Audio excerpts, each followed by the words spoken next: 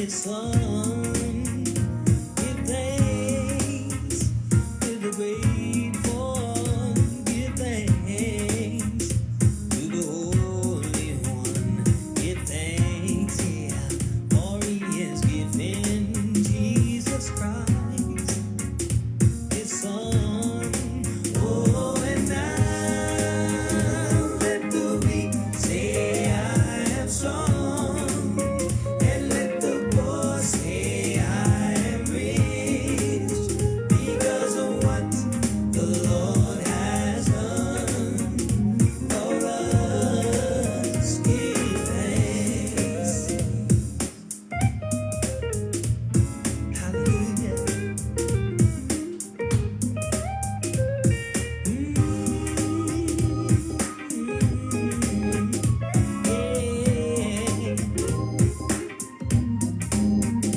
Give thanks with a grateful heart. Give thanks, yeah, yeah, to the Holy One.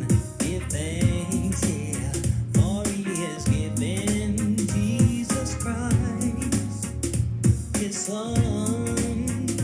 Give thanks to the grateful one. Give thanks to the Holy One. Give thanks, yeah, for He has given Jesus Christ, His Son. Oh, and now let the weak say I am strong, and let the poor say I am rich, because of what the Lord has done for us. Give thanks. Hallelujah.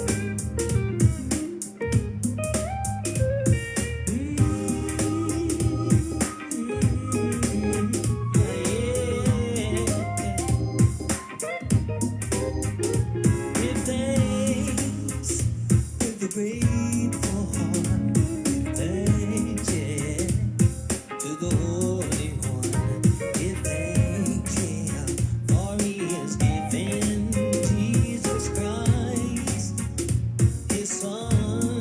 Give thanks, oh, the grateful heart. Give thanks, oh, to the Holy One. Give thanks, for He has given Jesus Christ, His Son. Oh, and now let the weak say I am strong, and let the poor say I am rich, because of what the Lord has done for us. Oh, and now let the weak say I am strong, and let the poor say I am rich, because of what the Lord has done for us. Give thanks. Somebody say hallelujah.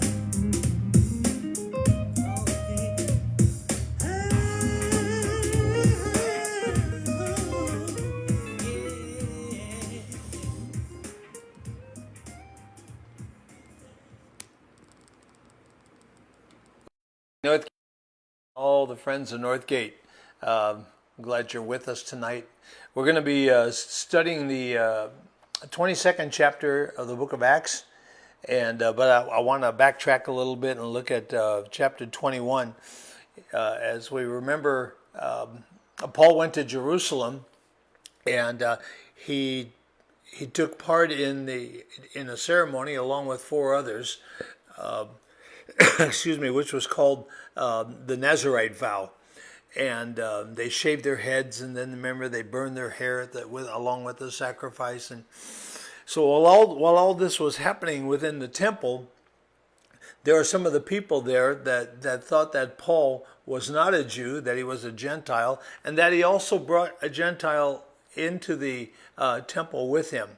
Basically, if you remember, they threw him out of the temple, and a crowd a riotous crowd gathered outside, and they were ready to kill Paul. There was a regiment of Roman soldiers who were away from the temple, but they were up these steps that led to their fort. The steps of the temple led up to the fort, and so the Roman soldiers could see uprisings that would take place at the temple, and they would come down and they would squelch the uprisings. So they saw this taking place. So they came down the steps, and there was such a loud roar of people shouting, and the scripture says some people shouted one thing, others shouted something else, and it was very difficult for the Roman commander to actually tell what was going on. What were they accusing Paul of? And he was having a difficult time getting a correct answer. And so the crowd got more riotous, and they came at Paul to where the soldiers had to literally put them on his shoulders to begin to carry him up to the fort for at least for his safety. And so the commander asked Paul, are you an Egyptian? Are you that Egyptian that led a rebellion some time ago, about 400 members of the Assyrians into the desert? And Paul says, no, I'm not that person. Paul says, I'm a Jew. I'm a citizen of Tarsus. And so anyway, as he was getting ready to be carried up, Paul stopped everybody and said to the commander, can I at least talk to these people? And so this is where we're at today, beginning with verse 1 of chapter 22. So obviously they let him down, and he begins to speak to this crowd that was trying to kill him. So let's look at verses 1 through 5 here. Brothers and esteemed fathers, Paul said, listen to me as I offer my defense. So what Paul's going to be doing now is offering his defense as a Jew and also as a Roman citizen. So Paul said, listen to me as I offer my defense. When they heard him speaking in their own language, the silence was even greater. Then Paul said, I'm a Jew, born in Tarsus, a city in Cilicia, and I was brought up and educated here in Jerusalem, under Gamaliel. And I was his student, and I was carefully trained in our Jewish laws and customs. I became very zealous to honor God in everything that I did, just like all of you today. And I persecuted the followers of the way. Basically, that means Christians, hounding some to death, arresting both men and women, and throwing them into prison. The high priest and the whole council of elders can testify to this. So I received letters from them to our to our Jewish brothers in Damascus, authorizing me to bring the Christians from there to Jerusalem in chains to be punished. So, almost all of Paul's audience that he was speaking to that day were Jews. So Paul called them his brothers and fathers. Now remember, they weren't even sure that he was a Jew, but he called them his brothers and fathers. He spoke the Jewish language. He spoke Aramaic. And so all the Jews understood this language. And when he spoke in Aramaic, they said to themselves, we can understand him, we're going to listen to him. He is speaking our language. Paul wanted them to know that he was a true Jew and that he was not against the Jewish religion. He wasn't speaking against the Jewish religion. He wasn't teaching against the Jewish religion. He learned everything about the law from a man by the name of a very famous teacher at that time, a Jewish teacher whose name was Gamaliel. And he informed the crowd that he was one at that time that was really eager for God. Remember, before Paul came to experience Jesus Christ on the road to Damascus, he was zealous for the Jewish faith and all of their traditions and laws. And for that reason, he said, I persecuted Christians. But I did it because I thought I was obeying God. He believed that he believed that the Jews had turned against, or I should say, he believed that the Christians had turned against the Jewish religion. But then he realized that he was wrong about that. And in verses 6 through 11, Paul tells his story in his own words. So let's look at verses 6 through 11. He continues, he says, I was on the road approaching Damascus about noon, and a very bright light from heaven suddenly shone around me. I fell to the ground, and I heard a voice saying to me, Saul, Saul, why are you persecuting me? Who are you, Lord? I asked. And the voice replied, I am Jesus of Nazareth, the Nazarene, I should say, and one of you, the one you are persecuting. The people with me saw the light, but they didn't understand the voice that was speaking to me. I asked, what should I do, Lord? And the Lord told me, get up, go to Damascus, and there you will be told everything that you need to do.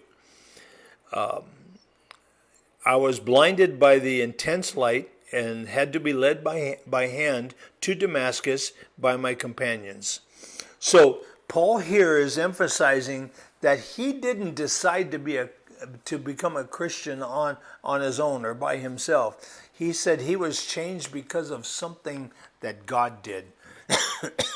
Excuse me.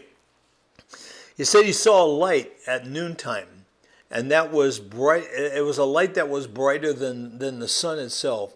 He also, at that time, heard the voice of Jesus of Nazareth speaking to him, and then he asked Jesus, what is it that you want me to do?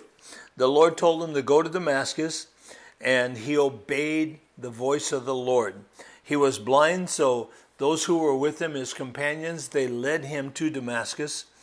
And in verse 12, it says here, a man named Ananias arrived there. He was a godly man, deeply devoted to the law, and well regarded by all the Jews of Damascus.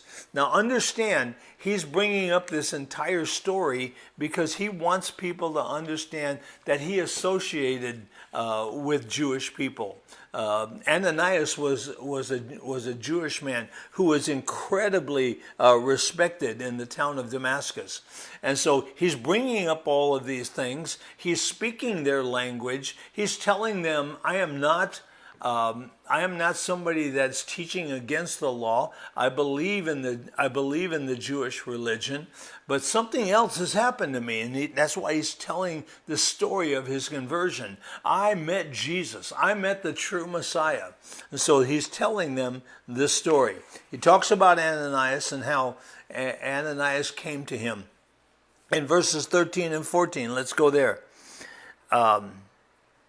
He came and stood beside me, he's talking about Ananias, and said, Brother Saul, regain your sight. And at that very moment, I could see him.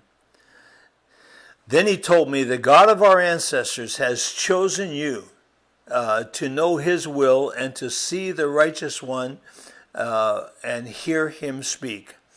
And Paul here tells of Ananias being very instrumental in him receiving his sight. Also, Ananias tells Paul that God has chosen him, and he tells the crowd that it was the God of our ancestors who chose him. So here again, he's relating to the crowd. He says, the God of our ancestors, Abraham, Isaac, Jacob, Moses. He's talking about all of this is the same God who guided every one of our ancestors. David, everyone, he guided them. We're talking about the same God. Don't think I'm coming here preaching some other religion. The life and death and resurrection of Jesus coincides with everything that took place in the Old Testament. This is what he's trying to convince them of. That this God was the same God that the Jews worshipped. And his righteous servant Jesus was the Messiah who came from Nazareth. Verses 15 and 16. See, you are to be, this is what Ananias is talking to Paul. Paul's recanting his story with Ananias here. For you are the one to be his witnesses, telling everyone what you have seen and heard. What are you waiting for? Get up and be baptized. Have your sins washed away by calling on the name of the Lord.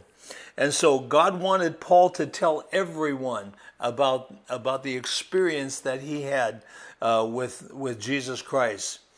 This is why Ananias realized, he says, Paul, get up. Get up. You can see now, get up, and you are to go immediately. Get baptized. Show people that your sins have been forgiven and be a follower of Jesus. Verses 17 and 18. He said, after I returned to Jerusalem, I was praying in the temple. And again, Paul's telling his story. I was praying in the temple and I fell into a trance. I saw a vision of Jesus saying to me, hurry, leave Jerusalem, for the people here won't accept your testimony about me.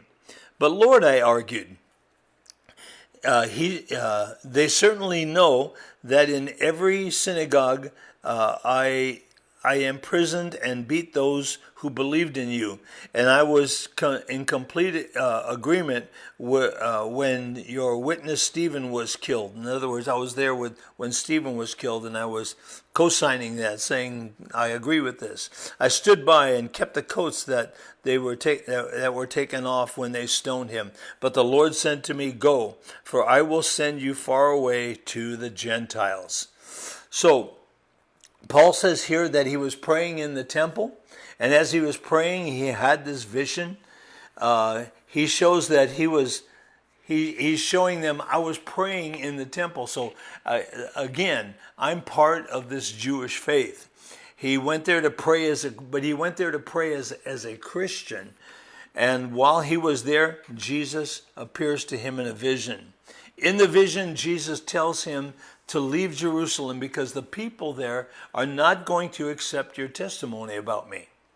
Verses 19 and 21. But Lord, I argued while I read that, so we'll go on to in verses 19 and 20. Paul then seems to argue with Jesus. Paul didn't want to leave the Jews. He thought that they might just listen to him because he had changed so much. He just figured if they could see a change in me, maybe they'll listen to me. I'm speaking their language. I'm telling them that I am really a Jew, and I'm not trying to defile the temple at all. He thought that they would see that only God could change a person like him.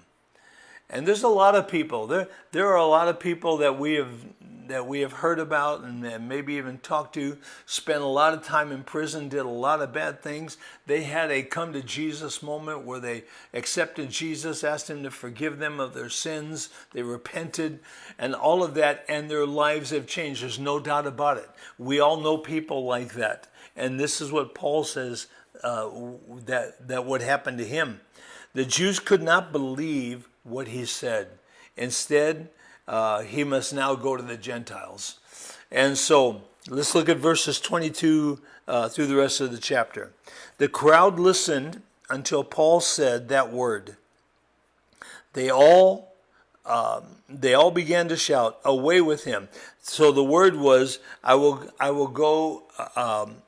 send you to the Gentiles, far away to the Gentiles. And we'll talk about that in a moment here. The crowd listened until Paul said that word, and then they all began to shout, away with such a fellow. He isn't fit to live, they yelled.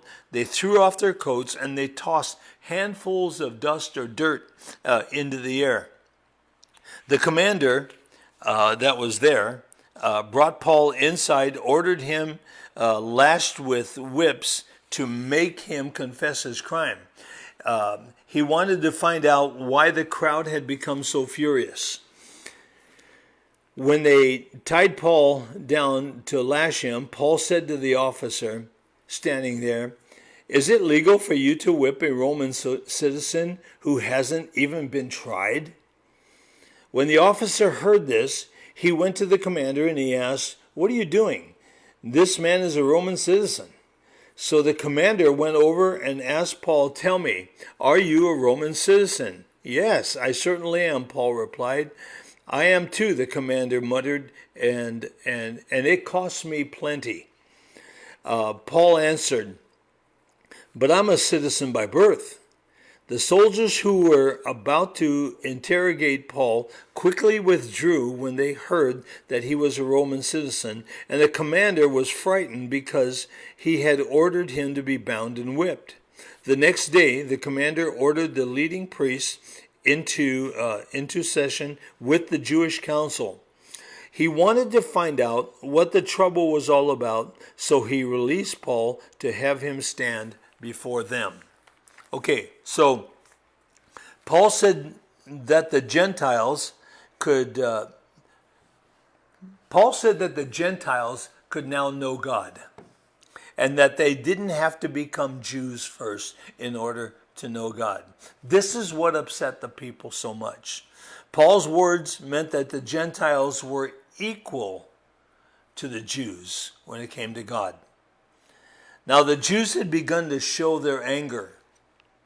It says they threw off their coats, and that was always a form of disgust or rage. Many times you hear in the Bible that they tore their coats, they tore their robes, and then when they began to throw dust in the air, they were just beside themselves. They were just throwing dust and dirt in the air. They were so upset. Paul spoke in Aramaic. Now the soldiers didn't understand what Paul was saying and that's why they wondered, why is the crowd so angry? It's because they didn't understand the language. In verses 24 and 26, and we just read them, the leader of the soldiers did not want a riot. So he ordered the soldiers to take Paul to the fort, and there he was hoping to find out what it was that Paul said that made them so angry. This leader could no longer be patient, this Roman leader. So he ordered the men to whip Paul. Now this was usually a way that Romans got information from a prisoner. Again, this commander, he wanted to know why the people were so angry. They were about to whip Paul when he asked the captain, "Is it legal for you to whip a Roman citizen, someone who has not even had a trial?" And the answer was no, it wasn't legal.